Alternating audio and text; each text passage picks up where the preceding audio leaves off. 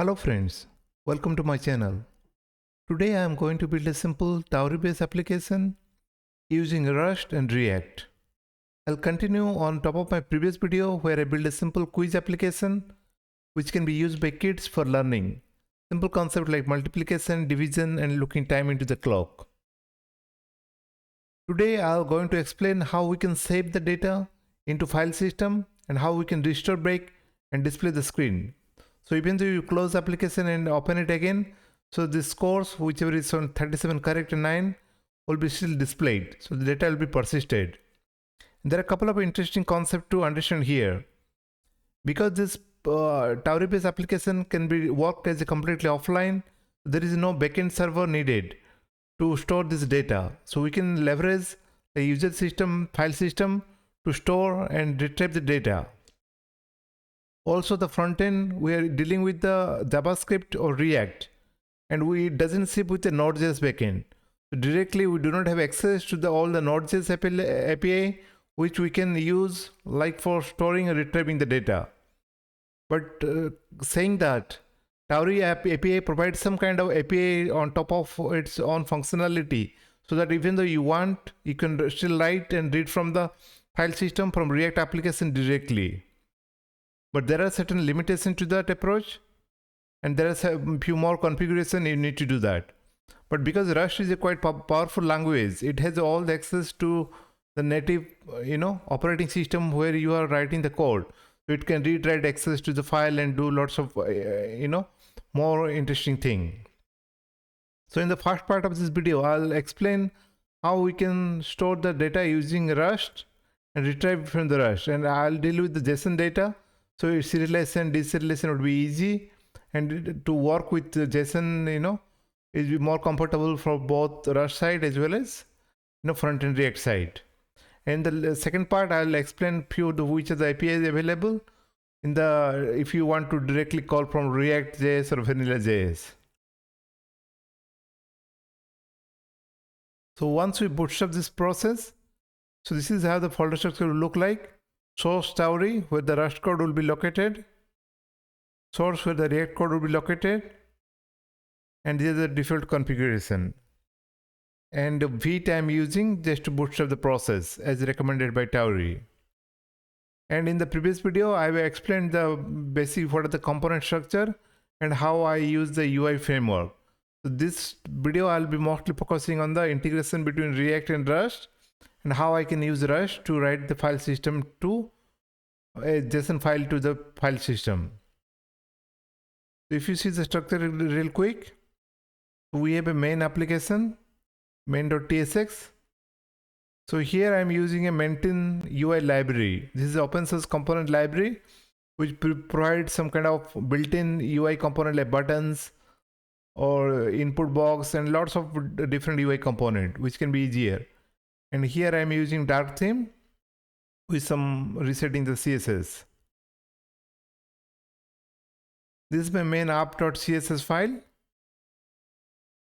This in detail I explained in the previous video. So we have like navbar component. This is a navbar component. So we'll have the buttons displayed over here. Once you click it, which feature is clicked, that will be come to this callback function on feature selected. So this feature, and also I'm using TypeScript. Let me show you the types notation.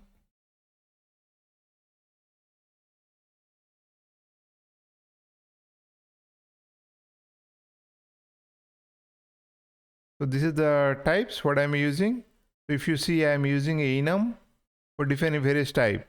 At this moment, I'm supporting clock, multiplication, and division. So it is recommended to use enum structure to be more strategically typed. Because if you try to use string, so there may be chance for doing some typo mistake and it will be more error prone. So once feature is selected, so based upon this flags, I'm rendering each component. So in my previous video, I've shown a little bit more, explained more detail about this. So today I'll focus on this saving part. So one important aspect, if you see here, I'm calling a update scores. This is where the score will, once we render this component, once you click, this update score will be called. And if I show one particular simple component,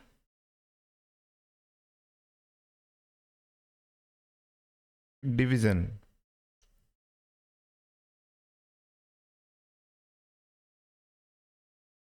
So on change, so this squeeze component in my future video, I'll try to refactor the code to organize a little bit more cleanly so that there is a lot of duplicate code at this point of time. But in my future video, I'll just clean up and I'll explain what are the different approaches I'm following for doing the refactoring. So once you change this radio buttons, if it is correct, I'm changing it to green color. And if it is wrong, I'm changing to red color. And I'm calling this callback function on answer. So if you see here, this on answer will be called. And once we get like, correct or wrong answer, we're calling this update scores. So all these three components will call this update score, and which is where we write this logic. This update score. This update score is looks slightly complicated, but it is doing a simple thing. Because of using this enum and a little bit abstraction layer, so I able to write code in one place. Otherwise we could have written lots of if-else condition and duplicate the code in multiple places. So this is the set score, and which of the scores available. So I'm just doing destructuring operation to get this values. If you see this struct type, scores will contain this count. Count will contain like correct and incorrect, like numbers.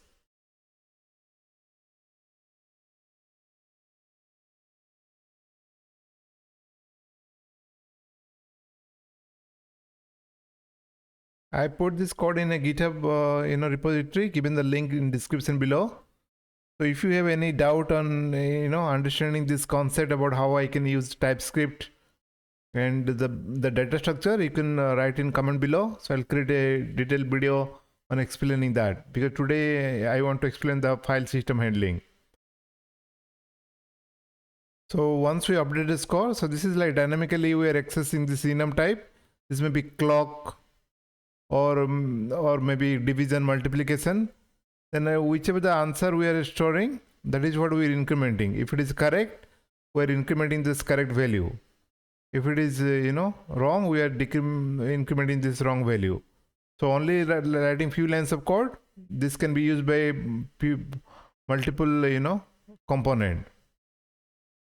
And once this course is changed, so I'm calling this use effect.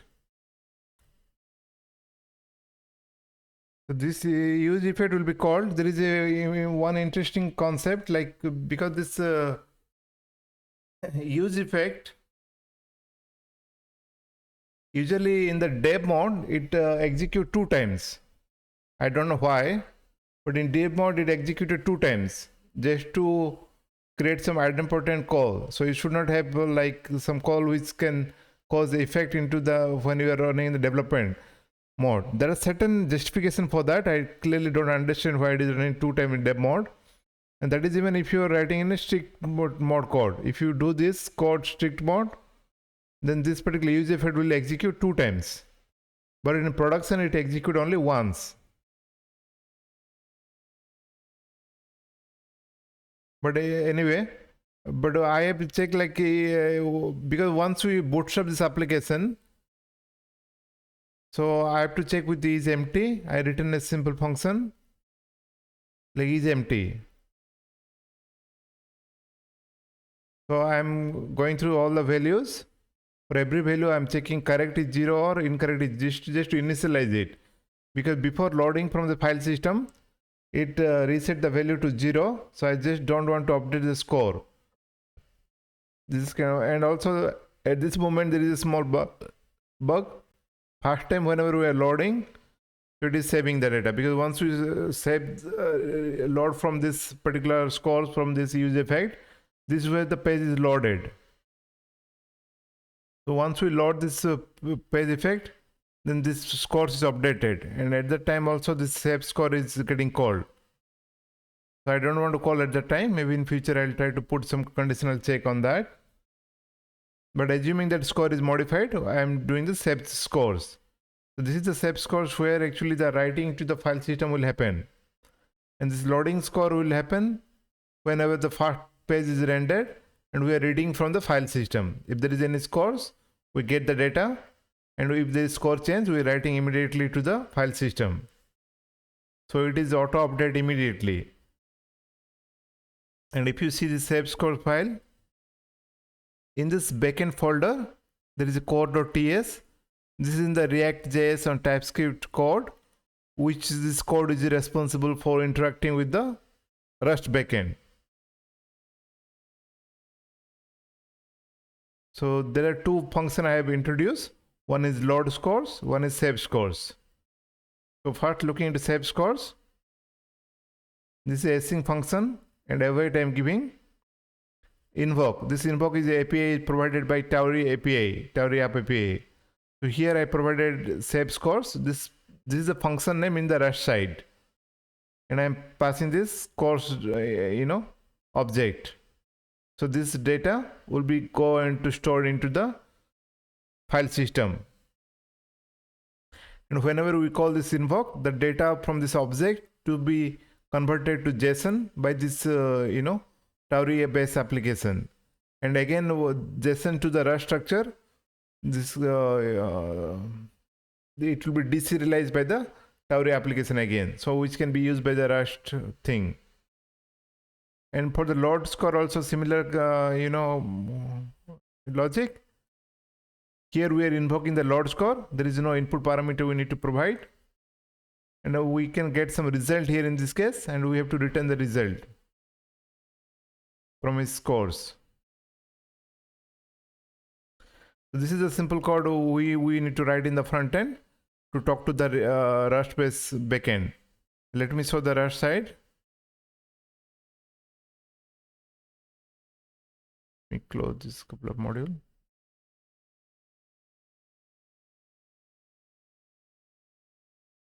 Yeah, so first save score. So here also I define like the score model. If you see this scores, here there is one particular problem I face. Created one video. Yeah, I created one video for Rust specific. Usually we can define a enum, but we can't use enum as a index type of a scores, because Rust expected it to be compiled or known at the compile time itself. So if you try to access this index as part of enum in the dynamic stress, this Rust is not allowing to do that. There are some approaches and there are certain rules. I created a dedicated video to explain how the struct and enum can work together, but for the sake of simplicity, I've created 3 fields or attribute, and I given this count like correct and incorrect, the simple structure. And here I create a serialize, deserialize. So serialize means it will convert this Rust structure to a JSON representation, and deserialize means it will convert from JSON to the Rust structure. This is provided by Suddy library. Suddy is a quite popular library if you are doing any sort of programming run Rust. So whenever you are dealing with the JSON structure, you're definitely going to heard about Suddy. So Suddy is very simple. This is the only thing you have to do. And this default is a part of core component. Like I'll show you the use case of it in a second, but let us move ahead. So once we get this course as an input, this course data will come from the React front end, and we have to provide this Tauri command so that it will be known that it is the TypeScript and Rust can interact with each other. Once we get this course, we have to convert to string. So using setDJSON, we have to convert to string. And I'm not doing the proper error handling at this stage. Maybe in future I'll do more error handling. Currently I'm doing unwrap. So in case of there is a problem in this case, so this will panic or it will throw some errors. And I'm writing using fs module, fs.write. I'm given the file name here. So there are different approaches, different way where you can give this file system into app directory, temporary directory. So in future I'll explain more about the production scale usage, but this is just a basic introduction how you can write. So the one of the benefit of using Rust here is that you can write into any arbitrary file system. But if you're using API, if you're trying to write from this React file system, so you can't write any directory where you like. There are some rules you have to follow, but if you write into Rust, so you can write and access any files. So here you go content, and this is unwrap. So if the file is not present, so it will create a file and save it there in the temporary directory. And one loading. So here I'm using fs read to string and giving the path. Read to string is a very handy method which will convert the data from the JSON to string. And here it is instead of using match statement for pattern matching, I'm using iflet. Iflet is a shortcut syntax for pattern matching using match syntax. So this particular read to string will return a result which is of enum type. So result enum, this is the way to do error handling. There is no exception inside Rust. So you won't see any kind of try catch block inside Rust. So to access the success data, you have to get to OK, and this payload will become inside this. And you can use this variable several times, like scores here also there, because variable shadowing it would be you can use multiple times. So once we get the score as a string, so I am converting back to this Rust structure, like string data to the Rust structure. And if there is an exception, instead of panicking and failing, I am calling this scores default.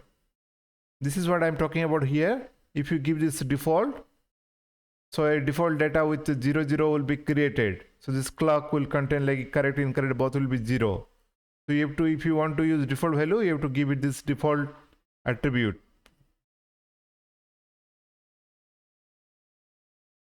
And both will create an instance of its score. So this score value will be populated. If you see the score type is scores, then we will return it. So this is how you will read and write from this particular file. And if you see there is a tauri.config file. So at this moment, if you are dealing with Rust, so you can do for the testing or learning purpose, you can do this allow list for all equal to true. But you can give more granular level of control here. Mostly this is must if you are writing any file through React and JavaScript. So coming to this React side or from JavaScript side, there is a npm module, Tauri API, where we are using this info functionality. So there we have like other functionality, for example, fs.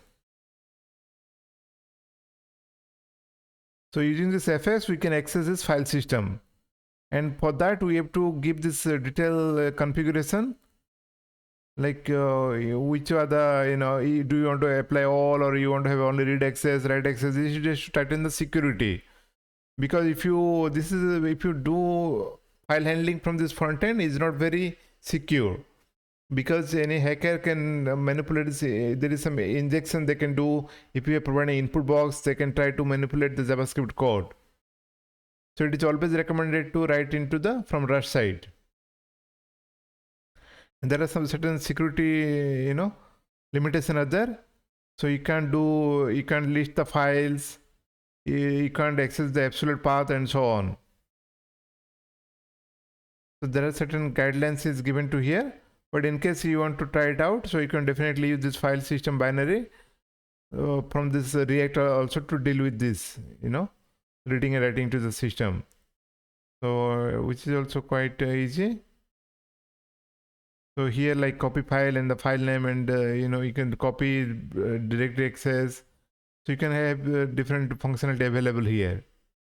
But most of my use case, I'll prepare to use Rust. So you'll see me writing the file system handling code into Rust.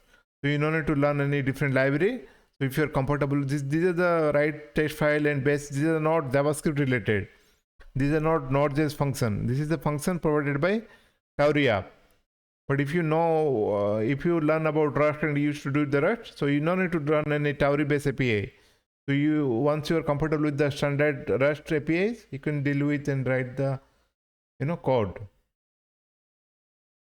So due to this, we can able to save and restore this particular data into file system. And let me show you how this file system looks like.